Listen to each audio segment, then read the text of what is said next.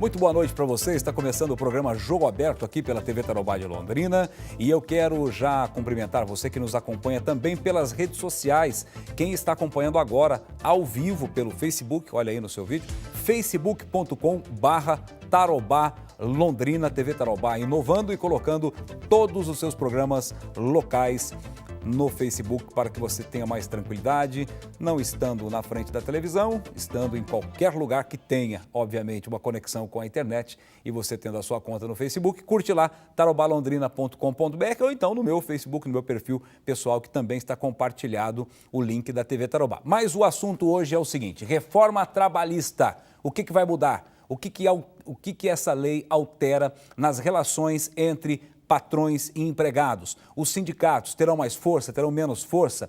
O custo disso vai ser maior ou menor para o Estado, para o trabalhador, para o empregador? Sobre este assunto, eu convidei o doutor Jossan Batistucci, advogado e professor, que vai conversar conosco essa noite. Jossan, muito boa noite, prazer em te receber aqui. Boa noite, Fernando, é uma grande satisfação e desde já obrigado pelo convite. Muito bem, vamos começar então falando de pontos, né, que o projeto foi aprovado na Câmara, mas ainda tem Senado, pode ter alterações, ainda tem sanção ou veto de pontos, mas vamos lá. Na sua opinião, Jossan, qual é a principal mudança que nós vamos ter com a chamada reforma trabalhista? Fernando e demais pessoas, a reforma ela nos traz a possibilidade de valorizar a negociação que é possível, em sendo um contrato de trabalho, né, nós temos algo absolutamente diferenciado, que é a intervenção do Estado estabelecendo limites. É óbvio que isso realmente é necessário que tenha, porque as relações de trabalho têm essa característica. Mas a intervenção nossa, na nossa legislação atual, que é a CLT de 1943, ela é muito além do que aquilo que hoje em dia vigora nas forças de trabalho. Em 1943, nós tínhamos realmente trabalhadores entendidos como a parte mais hipossuficiente, a parte mais fraca numa relação de trabalho. Hoje em dia, principalmente após a Constituição Federal de 88, nós temos algo muito mais equalizado. Os sindicatos estão muito mais fortes, o direito de greve garantido na Constituição Federal, inúmeros direitos, são mais de 34 garantias entre ordens e proibições no artigo 7º da Constituição Federal, que são imutáveis. Então, nós temos uma reforma que, a meu ver, ela nos traz uma possibilidade muito grande de poder trazer uma simplicidade maior, uma liberdade e, principalmente, uma segurança jurídica muito maior nas relações entre empregado e empregador. Certo. Quem viu as matérias, né, enfim, leu reportagens sobre isso durante a semana, viu lá. Agora, as negociações podem ser feitas de forma direta entre patrão e empregado. Não tem a figura do sindicato no meio, necessariamente? O sindicato sempre vai poder estar nessa relação, né? Na medida em que ele é um grande fiscal da relação de trabalho, ele é um grande ponto de intervenção. Então, ele pode estar, mas não necessariamente ele deve estar. Essa é uma mudança muito significativa, na medida em que, em muitas situações, como por exemplo, o banco de horas, na forma como hoje está na legislação, né, até que venha a ser aprovada essa proposta, banco de horas somente mediante acordo ou convenção coletiva de trabalho. Com a nova legislação, se ela vier a ser aprovada e sancionada, etc., nós passamos a ter a possibilidade de empregado e empregador convencionarem, ou seja, tratarem individualmente nesse acordo, né, por uma compensação de até 6 meses, 180 dias, portanto. Tá? Então, traz um pouco de liberdade, não é ferir direitos, porque o que, em geral, a gente vê muito no dia a dia, na prática das empresas, é uma determinada convenção coletiva, acordo coletivo de trabalho, prevendo a possibilidade do banco de horas. Mas é o dia a dia do trabalho, etc., a rotina, que vai melhor estabelecer se cabe a ele fazer 2 horas extras hoje, ou até 3, se fosse o caso, né, numa situação de extrema, de necessidade. Tem limite de horas ou não? E depois compensar em outro dia. Bom, o limite de horas é assim, a jornada ela pode ser de até 12 horas, o que é um ponto bastante questionável, porque nós temos previsões que podem trazer interpretação diferente na Constituição Federal. Certo. Mas a jornada pode ser de até 12, desde que ela seja no sistema 12 por 36. Então, não é que quem trabalha 8 horas por dia vai passar a trabalhar 12, em absoluto, não. Tá? O que existe é 8 horas de trabalho, né, para quem tem essa jornada, com 2 horas extras, o que já existe hoje. Tá? Sempre horas extras remuneradas, a não ser que elas sejam compensadas em banco de horas. Aí é possível fazer acordos específicos de acordo com a natureza da atividade. Um exemplo, jornalista. Eu sou jornalista e a minha equipe de repórteres é convencionado em acordo que a jornada deles é de 5 horas, com possibilidade de 2 horas extras. Sim. Porém, nós temos aquela questão da factualidade, da imprevisibilidade da notícia e todas essas coisas que está contemplado ali. Outras atividades também, outras categorias também. É possível fazer isso no novo texto da reforma? Sim, é possível. Não acabou isso? Não. O que é muito interessante é que não suprime, ou seja, não extingue o acordo e a convenção coletiva de trabalho.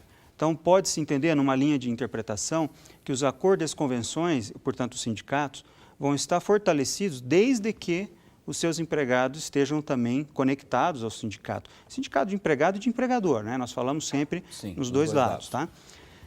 Na medida em que enfim, facilita e se dá realmente um supervalor aos acordos e às convenções. Nós passamos a ter, por exemplo, a prevalência do acordado sobre, né, do negociado sobre o legislado. Essa é uma expressão que tem ficado bastante rotineira com esse tempo de reforma. Justamente por isso, porque com aquilo que foi acordado, principalmente com a intervenção de sindicatos, nós podemos trazer um dia a dia muito mais peculiar.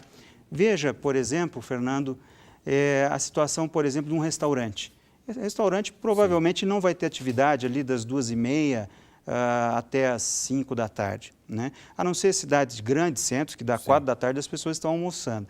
Ou até em cidades menores, que é o maior número do país. Você tem, de repente, precisa de garçons ali que trabalhem das 10 até a 1, né? É a tal da jornada intermitente, né? E depois eles voltam à noite. Então, você não precisa ter o dobro de empregados ou ter uma capacitação diferenciada. Lidar, fica tudo mais simplificado. Certo. Nós temos vários pontos, né, professor? Que vamos tentar fazer rapidamente cada um deles. Por exemplo, ajuda de custo. É um tema muito interessante. Isso traz uma possibilidade de empregados terem melhores benefícios financeiros, né? O que acontece hoje em dia? Alguns pagamentos feitos pelos empregadores aos empregados, que sejam enquadrados como ajuda de custos e outras situações, em geral, acabam indo à Justiça do Trabalho e depois sendo entendidos como um verbo de natureza salarial. Entendo. Isso deixa de ter essa possibilidade, na medida em que a legislação expressamente vai dizer que não são entendidos como salários, portanto, não são base de cálculo para férias, FGTS, INSS, 13º, né? Porém, eles podem ser pagos. Então, de repente, os empregadores podem ter o entendimento de que, não tendo os reflexos trabalhistas, os encargos previdenciários, pode pagar mais. Não necessariamente que vai, mas pode pagar. É uma situação de conversar, de ter um entendimento, né? E poder, a partir dali, ter uma atividade mais harmônica e mais segura do ponto de vista jurídico. Homologação de rescisão pelo sindicato deixa de ser obrigatória para quem tem mais de um ano de casa, né? Mais de um ano de trabalho. Exato. O que é isso? Na legislação atual, Fernando, nós temos todos aqueles que têm mais de um ano de carteira de trabalho assinado, obrigatoriamente a rescisão trabalhista precisa ser homologada pelo sindicato. Então, tem um problema aí existente, que é a dificuldade, muitas vezes, de se agendar. Não são todas as cidades que constam com uma unidade do sindicato, mas tem que ser deslocado um profissional do sindicato, um delegado, para ir homologar essa rescisão. Ou empregado e empregador se deslocar até o sindicato. Então, isso deixa de ter a necessidade do quê? Do carimbo, do aval, de certa forma, do sindicato. Ocorre que isso não traz nenhum prejuízo, porque o trabalhador tem acesso a advogados, a informação na internet, isso é muito amplo, e ele tem o direito de ir à justiça normalmente, no prazo de 2 anos após a rescisão, e entrar com a sua demanda trabalhista. Tem um ponto aqui, perder a habilitação profissional vai render demissão por justa causa. O que é isso? Essa é uma situação que, assim, até é curioso de estar, né? Porque é o seguinte, é algo meio óbvio, é uma necessidade. Se um hospital contrata um médico como empregado e esse médico perde a habilitação dele junto ao CRM, por quê? Porque fez algum ato antiético, um ato incorreto. Demissão por justa causa. Demissão por justa causa, porque ele não tem como ser médico mais. Sim. Então, faz a rescisão do contrato de trabalho. Ou, por exemplo, você contrata um motorista e ele perde os pontos, né? Aliás, ganha pontos na sua carteira e perde a sua CNH. Ele não tem mais como ser motorista. Então, como manter alguém que não consegue, não está habilitado legalmente para cumprir as suas obrigações contratuais? Certo. Questão do fundo de garantia. Eu estou vendo que tem um ponto lá, que é rescisão por culpa recíproca. Acordo poderá permitir que o trabalhador receba metade do aviso prévio indenizado, Isso. 80% do fundo de garantia, mas sem o seguro-desemprego. Essa previsão na proposta, ela vem, de certa forma, a trazer para o dia a dia algo que a gente ouve sempre muito falar, que é aquela situação do empregado chegar para o empregador e dizer, olha, você me demite, vamos fazer um acordo? Sim. Isso é ilegal, tá? Isso ofende hoje em dia, né? A legislação. Inclusive, tem até a possibilidade de sonegação fiscal, é um crime, Sim. que o empregado vai receber o seguro-desemprego quando não deveria receber. Né? Mas o que ocorre ali? Há nessa proposta, né, a possibilidade de chegar e eles se entenderem de que, olha, nem eu demito você e nem você pede demissão, vamos fazer um acordo. Nesse acordo você recebe metade do aviso prévio, recebe 80% de tudo que tiver depositado no FGTS, mas não recebe seguro-desemprego.